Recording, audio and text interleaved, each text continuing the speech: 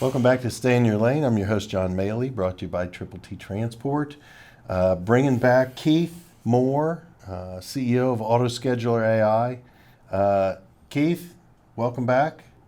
Thanks so much. Oh, hey, getting the tutorial on the first episode, I got to admit I'm excited to learn more on episode two. So let's pick up where we left off. I think that that helps our viewers understand the picture that you have behind you. Now let's talk about the picture moving forward. What you see. I'm not asking you to be Miss Cleo or anything like that right now, okay? But I want to know where you see it working in transportation potentially, and where don't you? A lot of us in our industry would love to know if we're going to be out of jobs and if we need to work on our skill sets or what to be prepared for or plan. So I'd love to turn it over to you for a big answer to that question.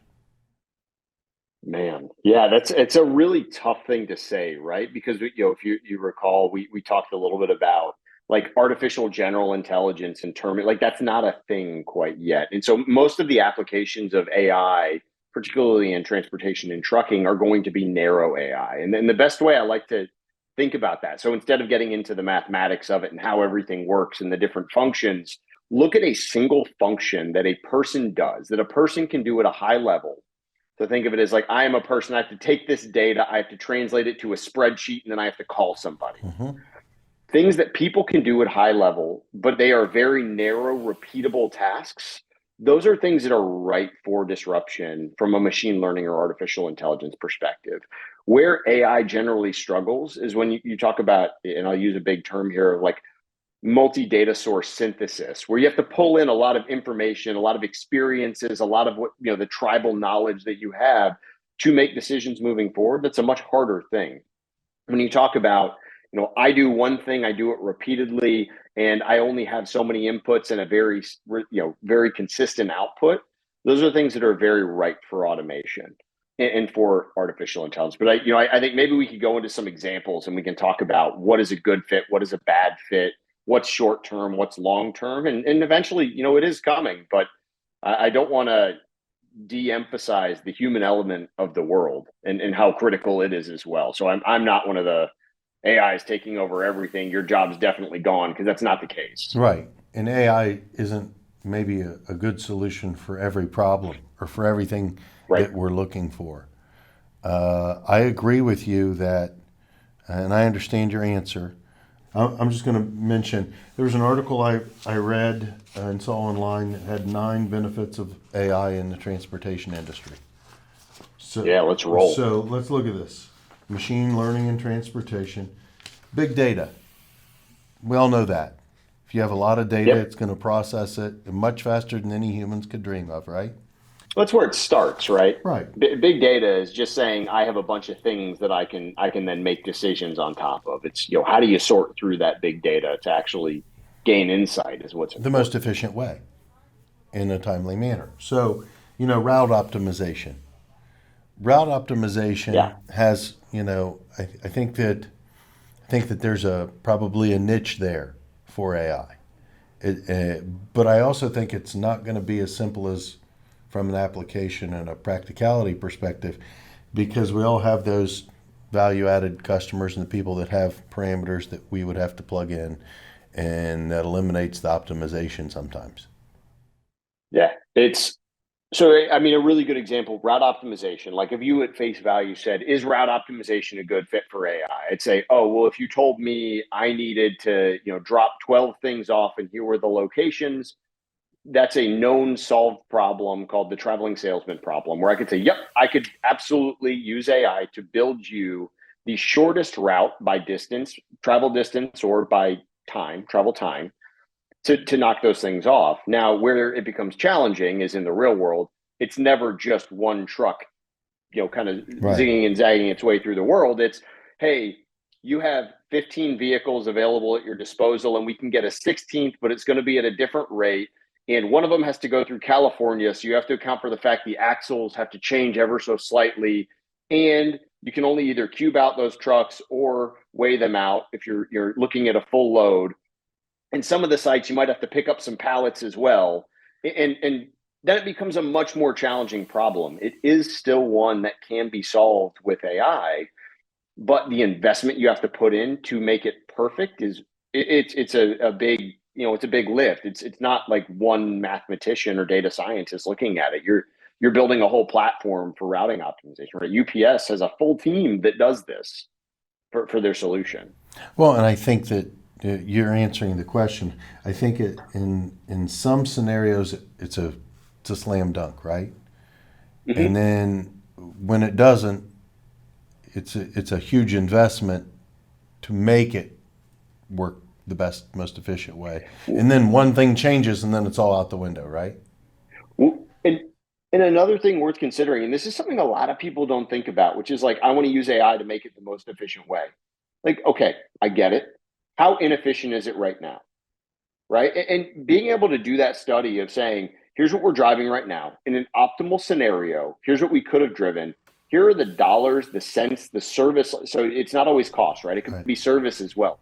What is the actual value in doing this? Because if you're spending all this time and investment and you get a 1% decrease in travel time, how long does it take for that to actually pay back? Given, how many trucks do you have on the Right. What's road? the return? What does that save you? What is that service level? Right. And there are times where just because I can do it with AI, it doesn't actually mean it's a good idea. Trying to apply it where it maybe doesn't bring value. That's exactly it, right? If you already make pretty good decisions, and AI is only going to get you marginally better than those, you have to actually look at what is the value you get from that. Right. So if you don't have a dumpster fire and it's being done really well and efficiently, you might leave it alone because it may not be a great return. Right. Okay. Absolutely. Now, the counterpoint to that, and this is, I run a business that does this for a living. The counterpoint being, most of the time when you have a process in place, it is tribal knowledge. So routing optimization, you have that one guy who knows exactly how you're waving things out and who's getting what orders and how they're going to deliver them. And you've set your routing guide. You kind of set how, which drivers run on which lanes, and that guy knows everything. Now, there's also risk with that, which is the risk being that guy decides to retire. Or have a heart attack. Or go take another job. All of a sudden, that operation that was really efficient, all of a sudden Yeah. tanks. And so that's another, that has to be part of the considered investment, which is maybe the value's not there, but the risk reduction is worth it still. Great point. Because anytime you're eliminating risk, you're eliminating risk. Consistency matters. Well, consistency is everything. So, Mhm. there's one subject. How about, I don't know that a predictive fleet maintenance thing is really a huge step for AI. I really don't. I think that's a, I used to do that. Yeah. So that one's definitely doable. It's hard, but it's doable. but is it huge value over what maybe you could do on your own?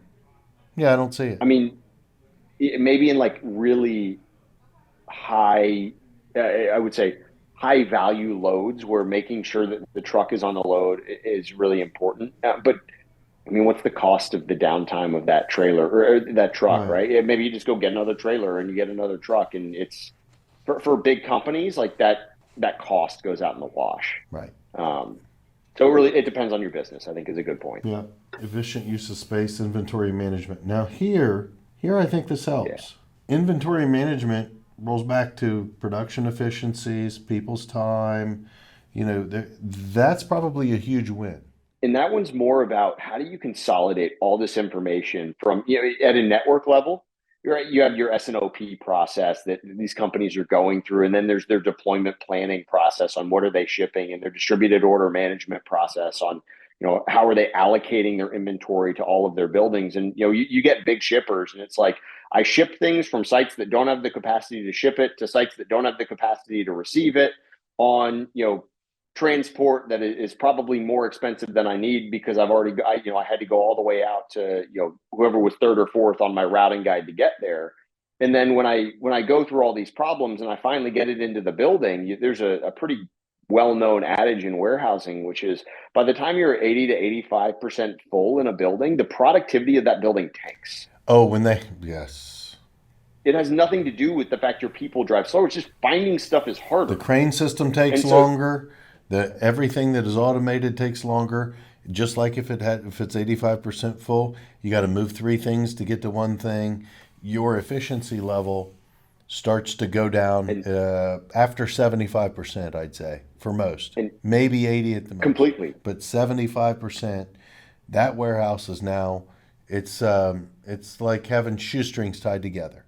And that's a completely resolvable problem with AI, in that you can use AI to build a better S&OP strategy, to forecast better what people are going to order, to actually build a better deployment plan on where you're shipping things.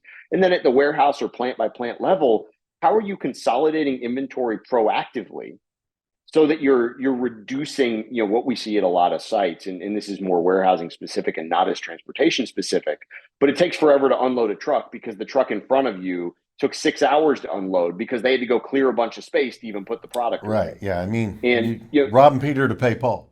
and so it hurts transport when warehousing is inefficient. And when things are great and things are booming and they can't make product fast enough, I have clients that haven't been able to shut lines down because if they shut a line down, they've got to clean it to make something else, right? Mm-hmm. At all their facilities, they're making different products. So now we've lost our efficiency.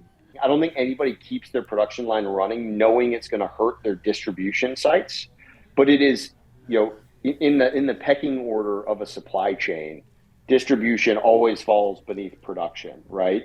It's going to be, we're going to do production and we're going to make our product how we want and manufacture how we want, and then we're going to make sure that we have the transportation capacity to support it. And then somewhere at the bottom of the totem pole is your warehousing team and your distribution team, and they're going to figure it out. Sales is king, right? And Revenue and sales is king always, in every always. organization. So if we can sell it, we need to turn the numbers. Even if our margins come down because we moved stuff twice, we're still better off than missing the sale, losing market share, all of those things. And everybody else is just going to have to deal with it. Yep.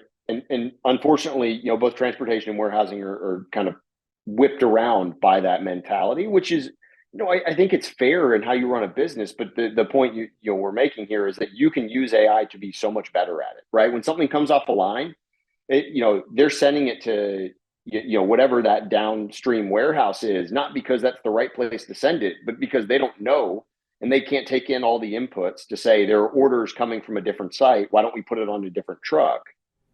Right there at 85% of their warehouse space, it's got to go out. Well, guess Yep. what? We don't have enough dock doors. So, you start getting creative on things. So now sustainability and eco-friendliness. We need to unpack that one a little bit more. I think in what can AI do from a sustainability perspective? You could think about it from a product design perspective. You could think about it from a variety of different ways. But the easiest one for me to latch onto on in supply chain is just less distance traveled, right? So you already, this is related to what you brought up earlier. Is can you do better routing optimization? Certainly, but they kind of all tie together, which is, can you do a better job planning so that you're shipping just the right trucks to the right places? But don't double touch product if you don't have sustainability is not the same as efficiency and inventory. This is the funny thing. Trendy word AI, trendy topics AI, trendy word sustainability. But when we hear sustainability, in many instances nowadays, that's not what people want to talk about.